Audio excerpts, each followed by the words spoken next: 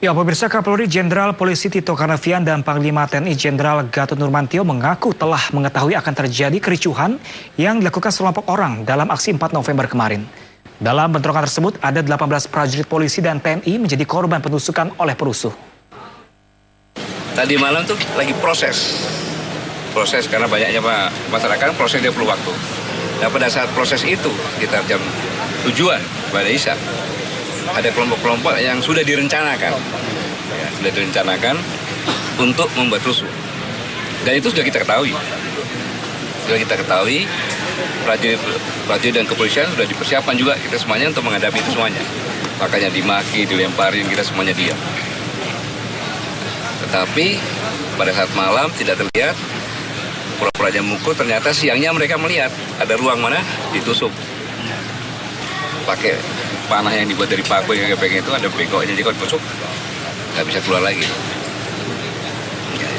Begitu kesakitan lihat tertusuk, di sisi lain FPI ribut sama AMI, ya kan? Dipisah sama polisi, tahu-tahu ada bus terbakar, ada truk yang terbakar. Anak-anak kecil mereka umur antara 15-16. Kita melihat bahwa ada memang elemen-elemen yang sengaja. Awalnya kita lihat dari siang kan semua tertib. Meskipun ada orasi, semuanya orasi tertib. Tapi kemudian ada pihak-pihak yang sengaja memang untuk memancing, untuk memprovokasi dan menyerang aparat. Diprovokasi sebenarnya sudah dilempar-lempar, tapi anggota kita semua bertahan. Tidak melakukan apa-apa, tidak terpancing. Tapi kemudian mereka terdesak dan kemudian mereka ditusuk. Banyak yang luka, ada 18 orang yang luka. Satu diantaranya luka berat, kepalanya masih di rumah sakit Angkatan Darat RSPAD. 12 di rumah sakit Polri. Ini ada yang belah di sininya, di belakangnya. Ini tusuk ya. Nah ini kita lihat sendiri buktinya. Gampang pembuktiannya kalau seandainya apakah ini aparat yang menyerang masyarakat pendemo atau ada elemen-elemen yang ingin membuat rusuh dari kelompok pendemo, itu yang menyerang aparat sangat gampang lihatnya. Itu aturan hukum kan 100 meter dari pagar istana.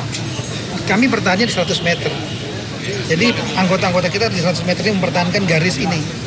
Tapi kita lihat bahwa garisnya nih terjadinya peristiwa penusukan, kemudian terjadinya bentrok itu di dalam garis. Ya, sementara itu pemirsa, seorang peserta aksi 4 November yang meninggal telah dimakamkan di Tangerang, Banten. Pria Parubaya yang berprofesi sebagai guru ngaji ini meninggal dunia karena penyakit asma yang dideritanya kambuh setelah terlalu banyak menghirup gas air mata.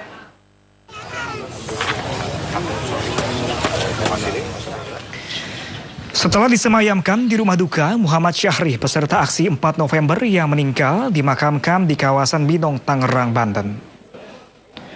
Tangis haru keluarga dan kerabat mengiringi pemakaman pria yang berprofesi sebagai guru ngaji. 2 hari sebelum aksi damai bela Islam digelar, korban sangat antusias mempersiapkan berbagai macam kebutuhan untuk pergi ke Jakarta. Meski sempat dilarang oleh kedua anaknya, pria 65 tahun ini tetap bersikeras untuk pergi ke Jakarta.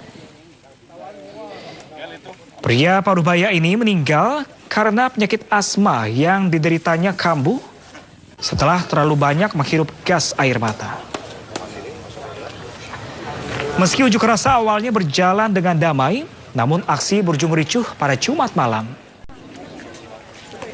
Polisi pun terpaksa melepaskan gas air mata untuk membubarkan massa yang anarkis.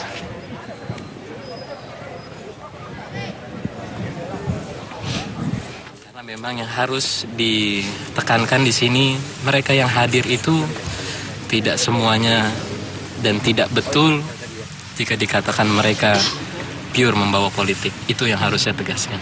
Mereka hadir dari seluruh Indonesia membela, terketuk, tergugah semata-mata untuk membela kitab sucinya, insya Allah. Dari sejak ada penistaan agama yang dilakukan oleh, yang tidak sepantasnya diucapkan oleh gubernur, seorang gubernur sangat tidak etis, itu kita sudah. Ya, pemirsa, akibat kehabisan uang, 27 peserta aksi 4 November dari luar Jakarta dipulangkan ke kampung halamannya lewat bantuan Kementerian Sosial. Mereka pulang menggunakan transportasi darat dan laut.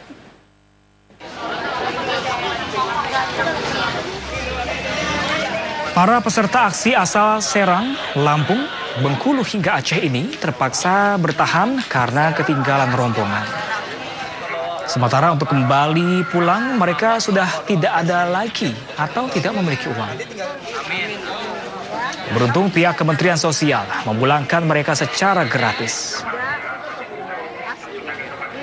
Ke-27 peserta aksi langsung mendaftarkan diri di posko pengaduan untuk selanjutnya dipulangkan menggunakan jalur darat dan juga laut. Para pengunjuk rasa yang tertinggal ini kemudian dibawa ke kantor Dinas Sosial DKI Jakarta untuk selanjutnya dipulangkan ke rumah masing-masing dengan menggunakan transportasi darat dan kapal laut serta diberikan akomodasi selama di perjalanan. Pulang lagi, kemudian katanya tiketnya udah kadaluarsa gitu. Emang bawa ongkosnya pas-pasan? Pas-pasan gitu, buat ongkos kereta gitu, sama buat jajanan rokok gitu. Karena tinggal rombongan pertama.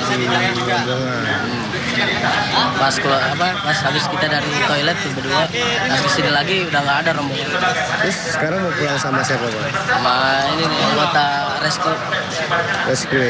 Kami dari Tagana Dinas Sosial Provinsi DKI Jakarta perintah langsung dari instruksi Bu Menteri untuk memberikan pelayanan kepada teman-teman yang melakukan aksi apabila tertinggal rombongan ataupun kehabisan uang seperti itu. Jadi kami membantu melakukan pemulangan melalui Dinas Sosial secara digital.